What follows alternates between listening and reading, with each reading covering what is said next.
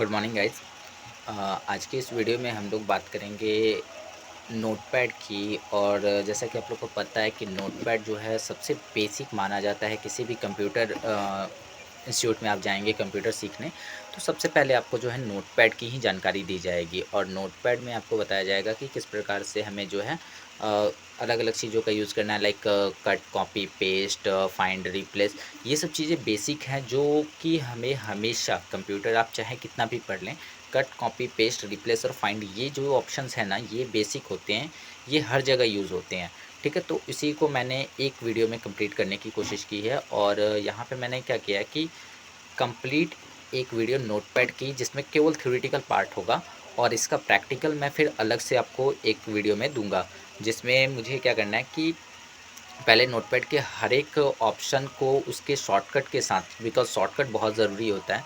और अगर आपने कोई भी प्रोग्राम, चाहे नोटपैड हो, वर्डपैड हो, एमएस पेंट, एक्सेल, कुछ भी हो, अगर शॉर्टकट के साथ सीख लिया तो इसके ज़्यादा चांसेस होते हैं कि आप उसे जल्दी कभी भूलेंगे नहीं। ठीक है, तो इस प्रकार से मैंने क्या किया है कि इसमें सब कुछ जो भी नोटपैड में चीज़ें हैं बेसिक से एकदम डालकर और आपके लिए यहाँ पे वीडियो तैयार किया है। और इसमें हम लोग एकदम ज़ीरो से नोटपैड सीखेंगे और देखेंगे कि किस ऑप्शन का क्या यूज़ होता है और वो कहाँ होता है, उसका शॉर्टकट क्या होता है। ठीक है, तो चलिए स्टार्ट करते हैं। अगर सेशन अच्छा लगेगा तो प्लीज़ लाइक कर दीजिएगा और चैनल पे अगर नए हैं तो चैनल को सब्सक्राइब भी कर दीजिएगा। ठीक है, तो चलिए हम स्टार्ट कर रहे हैं इसको। ठीक है, तो आज का हमारा जो टॉपिक है वो है नोटपैड। और इस नोटपैड में हमें एक एक लाइन यहाँ पे पढ़ते जाना है, समझते जाना है क्या है। जैसे पहला लाइन लिखा है कि notepad is a simple text editor program in which we can create normal text file. एकदम सिंपल सी बात है कि नोटपैड जो है एकदम सिंपल टेक्स्ट एडिटर प्रोग्राम है और इसमें हम लोग एकदम नॉर्मल टेक्स्ट फाइल, यानी इसमें कोई कलर नहीं होता है, इसमें कोई इमेज नहीं डाल सकते हैं, किसी स्टाइल में जो है टेक्स्ट को नहीं लिख सकते, एकदम नॉर्मल फाइल को बनाकर हम लोग सेव कर सकते हैं इसमें। ठीक है, notepad allow to a user to open a simple text file and also apply changes. यानी नोटपैड एक यूज़र को ये अलाउ करता है कि वो एक सिंपल टेक्स्ट फाइल को खोल सकता है। अगर आप कोई ऐसा फाइल जिसमें पिक्चर हो और उसको नोटपैड में खोलने की कोशिश कीजिएगा तो वो नहीं खुलेगा। तो सिंपल टेक्स्ट फाइल जो भी होंगे उसको खोलने का अलाउ करता है नोटपैड, और उसमें चेंजेस आप कर सकते हैं, सेव कर सकते हैं। Here it is not possible to apply any formatting like bold, underline, select, मतलब सेलेक्ट किए गए टेक्स्ट को, सेलेक्ट किए गए टेक्स्ट को हम लोग ना ही बोल्ड कर सकते हैं, ना ही अंडरलाइन कर सकते हैं, ना उस पर कलर डाल सकते हैं। एकदम नॉर्मल डॉक्यूमेंट को हम बना सकते हैं, ना ही लेफ्ट राइट सेंटर ऐसा कुछ नहीं कर सकते। एकदम नॉर्मल डॉक्यूमेंट को हम नोटपैड में बना सकते हैं। इसका यूज़ काफ़ी जगह होता है। जैसे मान लीजिए कि कभी कभी हम लोग, अभी आप लोग को पढ़ने को मिलेगा HTML, तो HTML में काफ़ी ज़्यादा इसका यूज़ किया जाता है। और भी कामों में हम लोग यूज़ करते हैं। जैसे बेसिक तो एक समझने के लिए हो गया, कंप्यूटर के जो कॉन्सेप्ट्स हैं, कट, कॉपी, पेस्ट का जो कॉन्सेप्ट है वो समझने के लिए आप इसका यूज़ करते हैं। दूसरा यूज़ आप तो इसका तब करते हैं जब आपको कोई ऐसा फ़ाइल बनाना होता है जिसकी आपके मतलब रफ़ली यूज़ करना है। ठीक है, रफ़ली यूज़ करने के लिए कोई फ़ाइल बनाना है तो आप यूज़ कर सकते हैं। और भी बहुत सारे इसके यूजेज़ हैं जो हम लोग जानेंगे धीरे धीरे कि क्या है।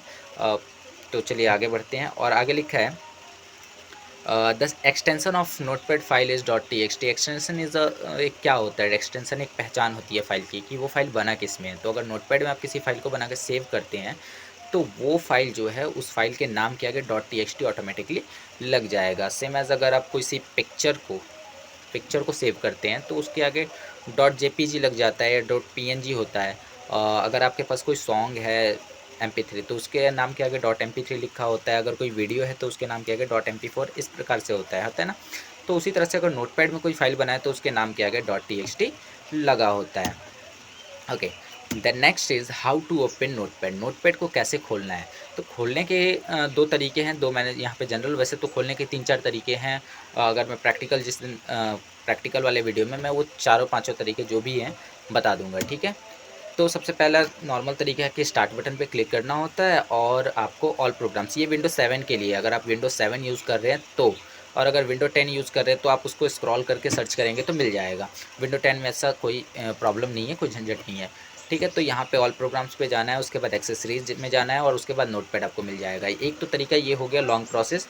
और एक तरीका है आपका कि आप रन कर दीजिए। रन क्या होता है, विंडो के साथ जब हम आर बटन को दबाते हैं तो वो रन का एक डायलॉग बॉक्स आता है और उस डायलॉग बॉक्स में आप नोटपैड लिख के ओके कर दीजिए या फिर एंटर बटन दबा दीजिए तो ये नोटपैड खुल जाएगा। ठीक है, तो कुछ इस प्रकार से रन का जो हमारे पास यहाँ पे आपको दिखाई दे रहा है, इस प्रकार से रन का डायलॉग बॉक्स आ जाएगा और उसमें हमें नोटपैड लिख के बस ओके पे सिंपली क्लिक कर देना होगा। ठीक है, ओके। तो नोटपैड जब खुलेगा तो आपके सामने कुछ इस प्रकार से विंडो आएगा और इस विंडो में आप देख पा रहे हैं कि बहुत सारी चीज़ें हैं जिनको हमें, मान लीजिए मैं ये मान के चल रहा हूँ कि आपने कभी कंप्यूटर नहीं पढ़ा है, एकदम बेसिक है, ठीक है, बेसिक से चल रहे हैं। तो सबसे पहला जो होता है वो कंट्रोल बॉक्स होता है किसी भी विंडो का। ये ज़रूरी नहीं नोटपैड की ही बात कर रहे हैं, कोई भी विंडो खुले, चाहे वो वर्डपैड का हो, चाहे MS पेंट का हो, कुछ भी हो। तो सबसे पहला कंट्रोल बॉक्स होता है जो सबसे कॉर्नर में होता है, ठीक है, लेफ़्ट, टॉप लेफ़्ट कॉर्नर पे आपको एक बॉक्स दिखेगा, कंट्रोल बॉक्स, जो पूरे विंडो को कंट्रोल करने का काम करता है। Okay, second is title bar. तो टाइटल बार वह एरिया होता है जहाँ पे हमारे फाइल का नाम शो होता है। अभी यहाँ पे अनटाइटल नोटपैड लिखा है, इसका मतलब अभी फाइल सेव नहीं है, ठीक है। अगला होता है मिनिमाइज़ बटन, जिसको आपको हमेशा याद रखना होता है कि मिनिमाइज़ से क्या होता है, हमारा जो विंडो होता है वो टास्क बार पे आ जाता है। ये सब कुछ मैं प्रैक्टिकल में बताऊँगा, घबराने वाली बात नहीं। ओके, मैक्सिमाइज़ बटन या फिर इसे रीस्टोर बटन भी कहते हैं।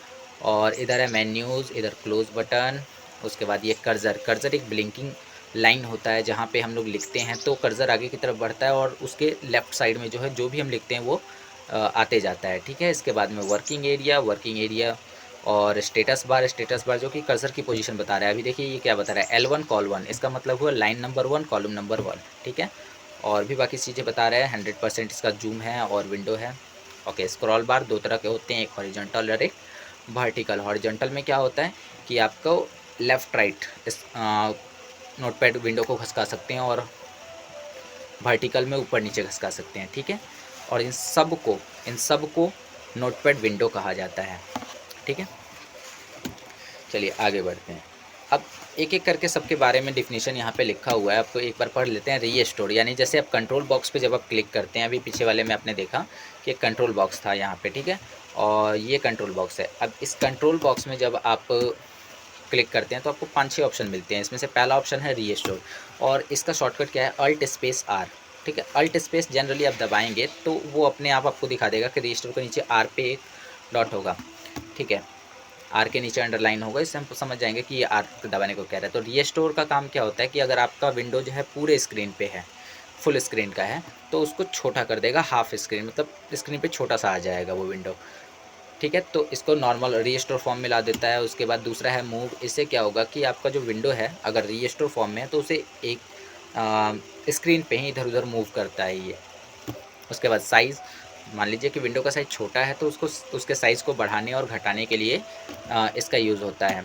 और मिनिमाइज़ से क्या होगा कि विंडो जो है वो टास्क बार पे आ जाएगा, ठीक है। देखिए सबका शॉर्टकट एकदम सेम है, alt space alt space alt space, बस लास्ट के लेटर बदल रहे हैं। अल्ट स्पेस R से रीस्टोर हो गया, अल्ट स्पेस M से जो है आपका मूव हो गया, अल्ट स्पेस S से जो है साइज़ हो गया, और मिनिमाइज़ के लिए अल्ट स्पेस N हो गया। उसके बाद मैक्सिमाइज़ के लिए अल्ट स्पेस X हो जाएगा। इससे क्या होगा कि अगर छोटा विंडो है तो पूरे फुल स्क्रीन का एक्सपांड हो जाएगा। और क्लोज़ अल्ट स्पेस C, इससे क्या होगा, नोटपैड विंडो बंद हो जाएगा। तो ये कंट्रोल बॉक्स के अंदर इतने सारे ऑप्शंस थे, ठीक है। इसके बाद में आता है टाइटल बार। टाइटल बार क्या है, तो in this area the name of the notepad file is show, यानी इस एरिया में जो भी नोटपैड आप बना रहे हैं उस फाइल का नाम आपने क्या रखा है वो शो होता है, ठीक है। और बाय डिफ़ॉल्ट यहाँ अनटाइटल नोटपैड लिखा रहता है, इसका मतलब अभी फाइल सेव नहीं है। जैसे ही आप फाइल को सेव कर लेते हैं तो वहाँ पर जो है आपके फाइल का नाम शो होने लगता है, ठीक है। इसके बाद में वर्किंग एरिया है। वर्किंग एरिया वह एरिया होता है जहाँ पर हम लोग अपना डॉक्यूमेंट तैयार करते हैं, कंटेंट लिखते हैं, उसे वर्किंग एरिया कहते हैं, ठीक है। उसके बाद स्क्रॉल बार है और स्क्रॉल बार दो तरह के होते हैं। मैंने अभी तुरंत कुछ देर पहले बताया कि स्क्रॉल बार में एक हॉरिजॉन्टल होता है और एक वर्टिकल होता है। हॉरिजॉन्टल से आप लेफ़्ट राइट जो है विंडो के कंटेंट को खसका सकते हैं और वर्टिकल से ऊपर नीचे विंडो के कंटेंट को खसका सकते हैं, ठीक है। इसके बाद में हम लोग आते हैं कर्सर। कर्सर क्या है, कर्सर इज़ अ लोकेशन और mark that indicate from where the text will be appear, यानी कर्सर वो इंडिकेटर है या मार्क है जो ये बताता है कि कहाँ से आपका टेक्स्ट लिखना स्टार्ट होगा। सपोज़ कीजिए कि यहाँ पे 4 लाइन लिखा हुआ है, मैंने तीसरे लाइन में कर्सर को रख दिया, तो अब जो भी आप लिखिएगा वो तीसरे लाइन में ही लिखाएगा लास्ट में। तो अगर लास्ट में लिखना है तो आपको लास्ट में कर्सर रखना होगा, ठीक है। तो ये सब कुछ बेसिक चीज़ें हैं, आप देख लीजिए। स्टेटस बार क्या है, status bar display the location of cursor in notepad file, यानी नोटपैड फाइल में कर्सर कहाँ पर किस लोकेशन पर है वो दिखाता है, ठीक है, आपका स्टेटस बार। एग्जांपल के लिए अगर वहाँ पे L2 LN2 कॉल 4 लिखा है, इसका मतलब होता है कि लाइन नंबर 2 और कॉलम नंबर 4 में आपका जो है कर्सर मौजूद है। अब बात कर लेते हैं मेन्यूज़ की। तो आपने नोटपैड के विंडो में अगर ध्यान से देखा होगा तो 5 मेन्यू आपको देखने को मिले होंगे। एक फाइल मेन्यू, एक एडिट मेन्यू, एक फॉर्मेट मेन्यू, एक व्यू मेन्यू और एक हेल्प मेन्यू। ये 5 तरह के मेन्यू हैं और इन पाँचों मेन्यूज़ में जो है अलग-अलग प्रकार के ऑप्शंस अवेलेबल हैं। ठीक है? अब पहला जो मेन्यू है वो है हमारा फाइल मेन्यू और फाइल मेन्यू का जो शॉर्टकट होता है वो अल्ट के साथ एफ होता है। अल्ट के साथ एफ दबाने पे फाइल मेन्यू ओपन हो जाता है। यहाँ साइड में आप देख सकते हैं कि फाइल मेन्यू खुलेगा तो जो यहाँ पे फ़ोटो आपको दिख रहा है वही आएगा। ठीक है? इसमें सबसे पहला ऑप्शन है न्यू का और न्यू का शॉर्टकट कंट्रोल एन दिया है। ठीक है? New, to make a new file, एकदम नाम से ही क्लियर है कि आप अगर न्यू करेंगे तो पहले से चाहे कोई भी फाइल खुला हो एक नया आ जाएगा। ठीक है? पहले वाला बंद हो जाएगा और वहाँ पर एक जो है नया पेज आ जाएगा आपके सामने नया फाइल बनाने के लिए और उसका टाइटल बार पे क्या नाम दिखाएगा, अनटाइटल नोटपैड। इसका मतलब कि अगर आपने पहले से कोई फाइल बना लिया है तो वो बंद हो जाएगा। अगर आपने सेव नहीं किया तो सेव करने के लिए पूछेगा, वो बंद हो जाएगा और एक नया ब्लैंक पेज आ जाएगा। ठीक है? दूसरा इसमें है न्यू विंडो। ये वाला जो ऑप्शन है ना, ये विंडो 7 में अवेलेबल नहीं है, विंडो 10 में मिलता है। अगर आप विंडो 10 यूज़ करते हैं ऑपरेटिंग सिस्टम के तौर पे विंडो 10 का यूज़ करते हैं तो आपको ये ऑप्शन जो है मिलेगा न्यू विंडो का। इसमें क्या होगा कि नोटपैड का एक विंडो खुला रहेगा और एक और नोटपैड फिर से खुल जाएगा, यानी दो नोटपैड खुल जाएंगे कंट्रोल शिफ्ट एन से। Okay?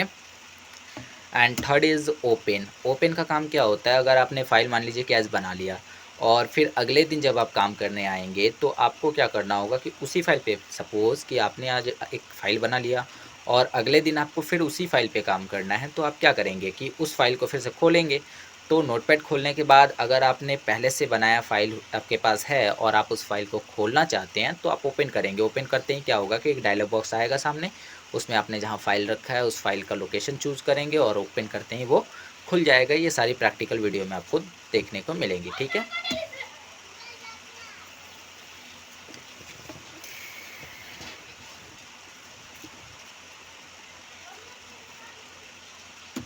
Okay, next is save.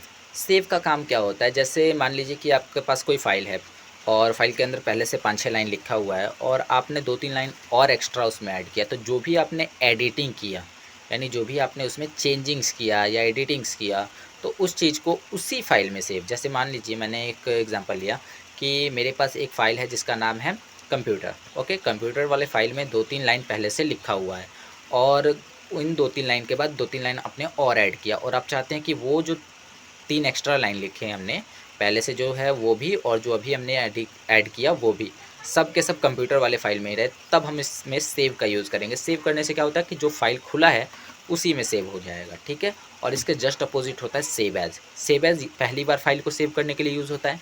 मान लीजिए कि आपने नया फ़ाइल खोला और उसमें 2-4 लाइन लिखा तो फर्स्ट टाइम सेव हो रहा है, तो फर्स्ट टाइम सेव होते समय सेव एज़। और या फिर आप चाहते हैं कि आपने जो फ़ाइल में चेंजिंग किया उसको एक नए फ़ाइल में सेव किया जाए, तो भी आप सेव एज़ का ही यूज़ करेंगे। ठीक है? अब दोनों में डिफ़रेंस क्या है, तो जब भी आप सेव एज़ करेंगे तो आपसे पूछेगा कि इस फ़ाइल का नाम दीजिए और जितनी बार आप सेव एज़ कीजिएगा, जितनी बार आप सेव कीजिएगा उतनी बार जो है फ़ाइल अलग-अलग नामों से सेव होते जाएगा। और अगर आप सेव करेंगे तो वो चेंजिंग जो है उसी फ़ाइल में, जो फ़ाइल खुला है उसी फ़ाइल में सेव होते जाएगा। समझ गए? ओके, इसके बाद में आता है पेज सेटअप। अब पेज सेटअप क्या है, तो नोटपैड जो है वो फुल स्क्रीन का मान लीजिए आपने कर लिया और उसमें जो भी लिख रहा है वो पेज के अकॉर्डिंग नहीं है। ठीक है? तो आप पेज सेटअप करते हैं कि जब नोटपैड में बनाए गए फ़ाइल को हम पेज पे प्रिंट करें तो उसका सेटअप कैसा हो, जैसे यानी लेफ़्ट से वो कितना जगह छोड़ के प्रिंट हो, राइट से कितना जगह छोड़े, टॉप से और बॉटम से कितना जगह छोड़े, हेडर में क्या है, पेज का साइज़ कैसा हो, ये सारा चीज़ हम लोग सेट करते हैं किसमें, पेज सेटअप में। क्यों? ताकि जो भी डॉक्यूमेंट हमने बनाया है यानी जो भी फ़ाइल हमने नोटपैड में बनाया है उसको पेपर पे प्रिंट किया जा सके। ठीक है? इसका इफ़ेक्ट आपको दिखेगा नहीं।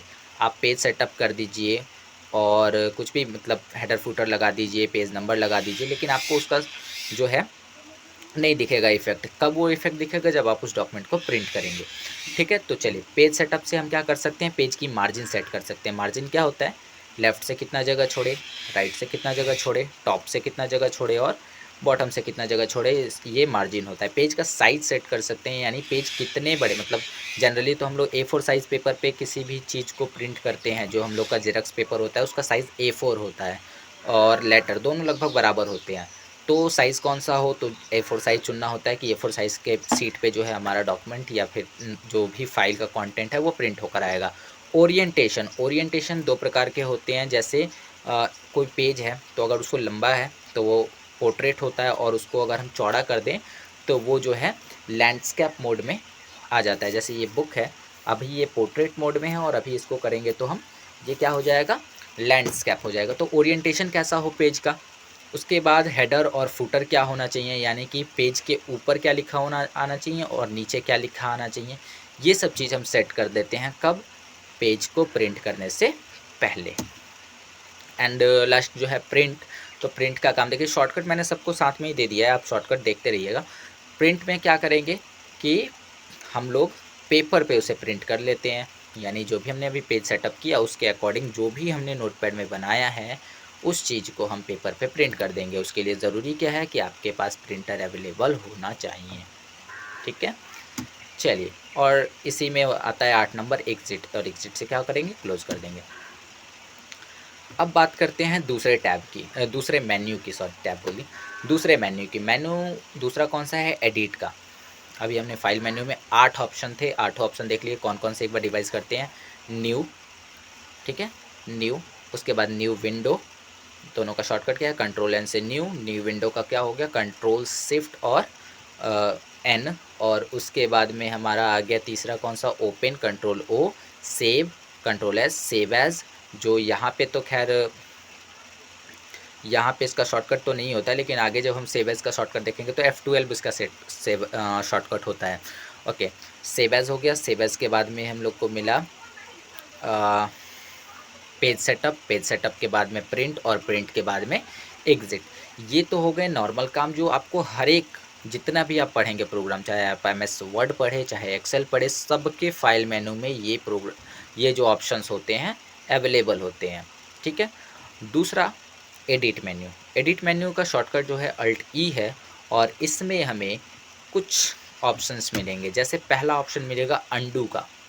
अंडू, अंडू क्या होता है, मान लीजिए कि आप कुछ लिख रहे हैं, लिखते लिखते गलती से आपसे सब कुछ डिलीट हो गया, यानी जस्ट एक स्टेप आप आगे चले गए, तो एक स्टेप ठीक पीछे जाने के लिए आप क्या कर सकते हैं कि अंडू का यूज़ कर सकते हैं। यहाँ पे लिखा है cancel the just previous action, यानी तुरंत अभी आपने जो एक्शन किया उसको कैंसिल कर देगा।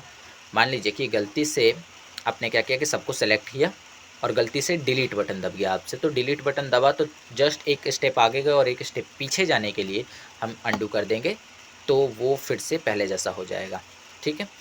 इसके बाद क्या लिख रहा है, और गो 1 स्टेप बैकवर्ड एंड फॉरवर्ड, यानी एक स्टेप पीछे और एक स्टेप आगे जाने के लिए इसका यूज़ करते हैं। मान लीजिए एक स्टेप पीछे चले गए, अब फिर कंट्रोल जेड करेंगे तो एक स्टेप आगे चले गए, फिर कंट्रोल जेड करेंगे तो एक स्टेप पीछे आ गए, ऐसे ही होते रहेगा इसमें। ओके, बाकी के प्रोग्राम जो आगे हम पढ़ेंगे वर्डपैड या फिर MS पेंट, तो उसमें एक रीडू बटन डाल दिया है। रीडू बटन से क्या होगा, अंडू से क्या होता है, पीछे जाता है, और रीडू से आगे बढ़ता है, ठीक है। अब दूसरा ऑप्शन है इसमें कट का। ध्यान रखने वाली बात यह है कि कट ऐसे नहीं होगा, जब तक आप टेक्स्ट को सेलेक्ट नहीं करेंगे तब तक नोटपैड को पता नहीं चलेगा कि कट करना किसे है। तो इससे क्या होगा कि सेलेक्टेड टेक्स्ट को कट कर लेगा। कट करने का मतलब क्या है, वहाँ से हटा देगा, गायब कर देगा, और गायब करके वो रखेगा कहाँ, एक टेम्परेरी लोकेशन होता है हमारे पास कंप्यूटर में, जिसे हम कहते हैं क्लिप बोर्ड। क्लिप बोर्ड में जाकर रख देगा, ठीक है। और क्लिपबोर्ड में वो रखे रहेगा कब तक, जब तक दूसरा कुछ कट या कॉपी होकर ना आ जाए, ठीक है, तब तक वो उसमें रखे रहेगा। मान लीजिए कि अभी आपने एक लाइन सेलेक्ट किया और उसे कट या कॉपी कर लिया, कट कर लिया, ठीक है। फिर थोड़ी देर के बाद आपने दूसरे लाइन को सेलेक्ट करके कट किया, तो पहला वाला जो लाइन है वो हट जाएगा और दूसरा वाला लाइन फिर वहाँ पे क्लिपबोर्ड में चला जाएगा, दोनों नहीं होंगे, ठीक है। कॉपी भी वही है, क्या करता है कि सेलेक्टेड टेक्स्ट का एक डुप्लीकेट कॉपी बना लेते हैं। कट और कॉपी में दोनों में अंतर क्या है कि कट करने पे जो सेलेक्टेड टेक्स्ट होता है वो वहाँ से हट जाता है, और कॉपी करने पे क्या होता है कि वो सेलेक्टेड टेक्स्ट वहाँ भी रहता है और उसका एक डुप्लीकेट कॉपी भी बन जाता है और वो चला जाता है क्लिपबोर्ड में। अब जब हम पेस्ट करते हैं तो जहाँ कर्सर रहेगा वहाँ पर जो भी आपने कट किया है या कॉपी किया है वो चीज़ अपीयर हो जाएगा, ठीक है। ये भी प्रैक्टिकल वीडियो में आपको अच्छे से समझ में आ जाएगा। ओके, इसके बाद में यहाँ पर है डिलीट, एकदम नॉर्मल है, डिलीट द सेलेक्टेड टेक्स्ट। इसके बाद में फाइंड का कॉन्सेप्ट थोड़ा सा समझिए। मान लीजिए कि कोई वर्ड है, बहुत बड़ा फाइल है आपके पास और उसमें कोई एक छोटा सा वर्ड है जो आपको मिल नहीं रहा है ऐसे खोजने पे, तो आप फाइंड का यूज़ करके उसे खोज सकते हैं, ठीक है। और एक है फाइंड नेक्स्ट। उसी चीज़ को अगर एक से ज़्यादा जगह है, कोई एक वर्ड एक से ज़्यादा जगह है, तो एक बार आपने फाइंड करके खोज लिया उसे, और फाइंड नेक्स्ट कर करके उसे बार बार आगे की तरफ भी कंटिन्यूअसली खोज सकते हैं, ठीक है। कुछ इस प्रकार से, जैसे ही आप कंट्रोल F दबाएंगे तो आपके सामने एक फाइंड का बॉक्स आएगा और उसमें पहला ऑप्शन पूछेगा फाइंड व्हाट, क्या खोजना है। फाइंड व्हाट, क्या खोजना चाहते हैं, तो जैसे मैंने लिखा कंप्यूटर। अब इस डायलॉग बॉक्स को थोड़ा सा समझिए। यहाँ पे कंप्यूटर वर्ड हमने डाल दिया, एक सेकेंड ये पीछे चला, कंप्यूटर वर्ड हमने डाल दिया और यहाँ पे फाइंड नेक्स्ट करेंगे तो अगला खोजेगा, लेकिन डायरेक्शन देखिए, डायरेक्शन क्या कह रहा है, डाउन की तरफ। इसका मतलब कर्सर जहाँ रहेगा उससे नीचे खोजेगा, ठीक है। तो सपोज़ कीजिए कि कर्सर लास्ट में है तो फिर वर्ड मिलेगा नहीं, तो आपको डायरेक्शन अप करना होगा तो ऊपर की तरफ खोजेगा। यानी कर्सर यहाँ पे मेन इंपॉर्टेंट रोल प्ले करता है। कर्सर जहाँ होगा उसके नीचे या उसके ऊपर की तरफ जो है आपका फाइंड होगा। एक चीज़ इसमें दिया है मैच केस। मैच केस का मतलब क्या होता है कि जैसा वर्ड आपने डाला है सेम टू सेम वैसा ही खोजेगा। मान लीजिए कि आपने कैपिटल डाल दिया और आपके डॉक्यूमेंट में स्मॉल है, तो वो नहीं खोज पाएगा, वहाँ पे वो केस को भी मैच करेगा कि कैपिटल है कि नहीं, ठीक है। तो जनरली ये नहीं करना होता है सर्च करते समय, ओके। दूसरा यहाँ पे हमारे पास है रिप्लेस, काफ़ी ज़्यादा यूज़फुल ऑप्शन है। रिप्लेस जिसका शॉर्टकट कंट्रोल एच होता है, ये क्या करता है कि किसी एक स्पेसिफिक वर्ड को खोजता है और उसको किसी दूसरे वर्ड में चेंज भी कर देता है, ठीक है। एग्जाम्पल के लिए यहाँ देखिए, मान लीजिए कि आपके फाइल में बहुत जगह कंप्यूटर्स लिखे हुए हैं और आपको हर जगह जहाँ भी कंप्यूटर लिखा है वहाँ पे मशीन लगाना है, कंप्यूटर नहीं, उसकी जगह पे मशीन लिखना है, ठीक है। तो अगर हो सकता है कि आपके पास बहुत बड़ा फाइल हो और आपने बहुत जगह ये गलती कर दी हो कि कोई गलत वर्ड लिख दिया हो और उसे आपको एक एक करके अब चेंज करना पड़े, तो काफ़ी ज़्यादा टाइम लग जाएगा। तो इसलिए रिप्लेस से क्या होगा कि उस वर्ड को खोज के और उसमें उसको दूसरे वर्ड में कन्वर्ट कर देगा। रिप्लेस कैसे करेगा, तो देखिए कंट्रोल एज दबाते ही पहले पूछेगा फाइंड व्हाट, क्या खोजना है, खोजेगा तभी तो रिप्लेस करेगा। तो यहाँ पे खोजने के लिए मैंने बता दिया कि कंप्यूटर जो है उसे खोजना है, और कह रहा है रिप्लेस विथ, किस में चेंज कर दिया जाए, तो मैंने लिखा कि मशीन में, यानी कंप्यूटर को खोजिए और उसकी जगह पे मशीन में चेंज कीजिए। अब यहाँ पे एक और ऑप्शन है फाइंड नेक्स्ट। इससे क्या होगा कि मान लीजिए किसी जगह कंप्यूटर को आपको चेंज नहीं करना, उसके बाद जो मिलेगा उसको चेंज करना, तो फाइंड नेक्स्ट कीजिए तो अगले पे चला जाएगा। चेंज करना होगा तो रिप्लेस, और नहीं चेंज करना होगा तो फिर से फाइंड नेक्स्ट, तो अगले पे चला जाएगा। यानी इस प्रकार से ये आगे की तरफ बढ़ते जाएगा और रिप्लेस करेंगे। लेकिन अगर रिप्लेस ऑल कर देंगे तो आपसे पूछेगा नहीं, जहाँ जहाँ मिलेगा सब जगह एक ही बार में रिप्लेस कर देगा। और मैच केस का फिर से वही यहाँ पर भी सेंस आता है, okay. Next is go to. Go to option जो है ये क्या करता है, स्पेसिफिक लाइन नंबर पे जंप कर जाता है। मान लीजिए कि 100-150 लाइन का आपके पास जो है नोटपैड में कोई फाइल है और उसमें आपको नीचे जाना है, बहुत नीचे जाना है, तो जहाँ पे भी जाना है आप गो टू करके वहाँ पे लाइन नंबर डाल दीजिए, तो वो आपका कर्सर जो है उतने लाइन नंबर पे लेकर चला जाएगा। मैंने एग्जांपल के लिए यहाँ 1 ही डाला है, अब 10 या 20 जो भी है डालकर देखिएगा, चला जाएगा। सेलेक्ट ऑल, इससे क्या होगा कि सब कुछ एक ही बार में सेलेक्ट हो जाएगा। काफ़ी ज़्यादा यूज़फुल इसका शॉर्टकट है, कंट्रोल है, हर जगह यूज़ होगा। वर्ड, एक्सेल, पावर पॉइंट, हर जगह इसका यूज़ होगा, ठीक है। जहाँ भी हम लोग पढ़ेंगे, वर्डपैड पढ़ेंगे, हर जगह पेंट पढ़ेंगे, वहाँ भी इसका यूज़ होने वाला है। तो कंट्रोल ए, इसका काम क्या होता है, सबको एक बार में सिलेक्ट करना है, ये ज़रूर याद कर लीजिएगा। And last time and date, जिसका शॉर्टकट F5 होता है, केवल इसी में F5 होता है। इससे क्या होगा कि अभी आपके सिस्टम में जो भी टाइम या डेट हो रहा होगा वो टाइम डेट आपके कर्सर के पॉइंट पे आ जाएगा, ठीक है। कर्सर जहाँ भी होगा वहाँ पे डेट और टाइम आ जाएगा F5 दबाते ही। Next is format tab. अब फॉर्मेट मेनू में क्या है, इसका शॉर्टकट अल्ट के साथ F है। आप कहिएगा F क्यों नहीं, अल्ट के साथ F क्यों नहीं है, क्योंकि वो तो फाइल का है। और अल्ट के साथ E किसका है, एडिट का। और इसमें सेकंड लेटर अल्ट के साथ O, फॉर्मेट मेनू, ठीक है। यानी फॉर्मेट का सेकंड लेटर आपको यहाँ पे शॉर्टकट के रूप में लगा दिया गया है। अब कह रहा है इस जो मेन्यू है, इस मेन्यू में केवल 2 ही ऑप्शन होते हैं, एक होता है वर्ड रैप का और एक होता है फॉन्ट का। वर्ड रैप एक्चुअली क्या है, देखिए अभी वर्ड रैप ऑन है। इसमें क्या होगा कि जब आप लिखना स्टार्ट कीजिएगा तो शुरू से लिखना चालू करेगा और लास्ट में जाने के बाद अपने आप लाइन को चेंज कर लेगा। और अगर ऐसा नहीं होता है तो आप समझ जाइएगा कि फॉर्मेट टैब में जो वर्ड रैप ऑप्शन है वो ऑफ है। इसमें क्या होगा कि अगर ऑफ रहेगा तो आप जब लिखना स्टार्ट कीजिएगा तो लास्ट तक तो लिखेगा, लेकिन वो आगे की तरफ भी लिखते जाएगा और बाकी की चीज़ों को हाइड करते जाएगा। ठीक है, तो इस प्रकार से हमें क्या करना होगा कि वर्ड रैप को ऑन रखना होगा ताकि लाइन अपने आप चेंज हो जाए। देखिए क्या कह रहा है, it change the line at the end of the window automatically, यानी ऑटोमेटिकली लास्ट में विंडो के अंत पर से अपने आप इसका लाइन चेंज हो जाता है। Next is font. फॉन्ट में क्या होगा कि फ़ॉन्ट का फेस चेंज कर सकते हैं, मतलब लिखने का तरीका चेंज कर सकते हैं, थोड़ा सा साइज़ बड़ा या छोटा कर सकते हैं और उसका स्टाइल यानी बोल्ड कर सकते हैं उसको। ओके, नेक्स्ट इज़ यहाँ पर जो है अगला है व्यू। तो व्यू में एक ऑप्शन है स्टेटस बार का, जो कि बताता है कि आपका कर्सर कहाँ पर है, किस पोजीशन पे है। अगर स्टेटस बार नहीं दिखा रहा है तो आप व्यू में से जाकर उसे ऑन कर सकते हैं। और एक है जूम। तो जूम में आप जूम लेवल को बढ़ा या घटा सकते हैं। ठीक है, जूम इन करने से क्या होगा कि डॉक्यूमेंट का साइज़ बढ़ेगा और जूम आउट करने से छोटा होगा साइज़, जैसे 100% जूम का साइज़ था उस समय हम जब आपको दिखा रहे थे।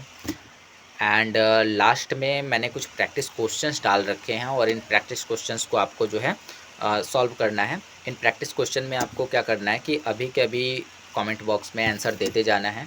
ठीक है, तो यहाँ पे लिखा है नोटपैड जो है एक प्रोग्राम है, कैसा प्रोग्राम है ये बता देना है हमें। ठीक है, वैसे मैंने यहाँ पे बता दिया है। अगले का आंसर देख लेते हैं क्या कह रहा है। The file extension of notepad file is, comment करके जल्दी जल्दी बताते जाइएगा। ठीक है, और वैसे तो मैंने यहाँ पे आंसर दे ही दिया है .txt। थर्ड क्वेश्चन कह रहा है कि किस मेनू में है जो है स्टेटस बार अवेलेबल होता है। किस में होता है, एडिट, फाइल, फॉर्मेट या व्यू में। किस में होता है, व्यू में होता है ना। चलिए, तो व्यू में हो गया। उसके बाद में कह रहा है कि replace a specific word into another word. अगर किसी एक खास वर्ड को दूसरे वर्ड में चेंज करना है तो हम क्या यूज़ कर सकते हैं, फाइंड, रिप्लेस, चेंज या फाइंड नेक्स्ट। क्या करेंगे, तो रिप्लेस का यूज़ करेंगे। ओके, उसके बाद में है कि to change a line from the end of Notepad window. अगर हमें नोटपैड विंडो के एंड से लाइन को चेंज करना है तो हमें किस मेन्यू में जाना होगा, ये कह रहा है। तो न्यू लाइन, वर्ड रैप या रैप टेक्स्ट या फिर फॉर्मेट मेन्यू। किस मेन्यू में जाना होगा, हमें फॉर्मेट मेन्यू में जाना होगा। ठीक है, F3 का यूज़ कब हम करते हैं, फाइंड करने के लिए, रिप्लेस करने के लिए, चेंज करने के लिए, फाइंड नेक्स्ट करने के लिए। तो एग्जैक्टली आपको पता होना चाहिए कि इसका यूज़ फाइंड नेक्स्ट करने के लिए किया जाता है। ठीक है, इसके बाद में 7 नंबर क्वेश्चन है कि अगर आपको नोटपैड विंडो क्लोज ही करना है तो आप क्या दबा सकते हैं, कंट्रोल के साथ सी, अल्ट स्पेस सी, कंट्रोल क्यू या फिर अल्ट के साथ क्यू। फटाफट कमेंट कर दीजिए। चलिए, अल्ट स्पेस सी होता है, कंट्रोल बॉक्स में होता है ये। To insert time date in the file we press. अगर हमें टाइम डेट अपने फाइल में लाना है तो हम क्या यूज़ करेंगे, कंट्रोल डी या फिर F4 या फिर F8 या फिर F5। तो F5 होगा। ओके, एंड ये जो दो आंसर, दो क्वेश्चन है, इनका आंसर मैं एक का, लास्ट वाले का आंसर नहीं दूंगा, बाकी सबका है। लास्ट वाले का आंसर आप लोग को मुझे देना पड़ेगा। उसके बाद यहाँ कह रहा है कि अगर आपको पेज का मार्जिन और साइज सेट करना है तो आप कहाँ जाएंगे, एडिट मेन्यू के पेज सेटअप में जाएंगे, फाइल मेन्यू के पेज सेटअप में जाएंगे, फॉर्मेट मेन्यू के पेज सेटअप में जाएंगे या केवल पेज सेटअप में जाएंगे। इसका आंसर आपको बताना है। और एक जो क्वेश्चन है वो है कि अगर आपको कैंसिल करना है जस्ट प्रीवियस एक्शन तो आप कौन सा शॉर्टकट यूज़ करेंगे, कंट्रोल के साथ C, Y, Z या Q। ठीक है, तो इसको ज़रूर बताइएगा। ओके, और लास्ट में ये कहेंगे। ठीक है, तो इसी के साथ ही मैंने यहाँ पे कंप्लीट कर दिया नोटपैड का पूरा का जो भी कॉन्सेप्ट था वो सब कुछ। और अगले वीडियो में हम लोग मैं आपको बताऊंगा कि किस प्रकार से इस पर प्रैक्टिकल काम किया जाता है। अभी तो ये थ्योरेटिकल पार्ट था। ठीक है, तो आप लोग इसे चाहें तो नोट डाउन कर सकते हैं या फिर बार बार रिवीजन कर सकते हैं, बहुत सारे लोगों ने पढ़ा भी होगा। ठीक है, तो मिलेंगे आपसे अगले वीडियो में, तब तक के लिए धन्यवाद।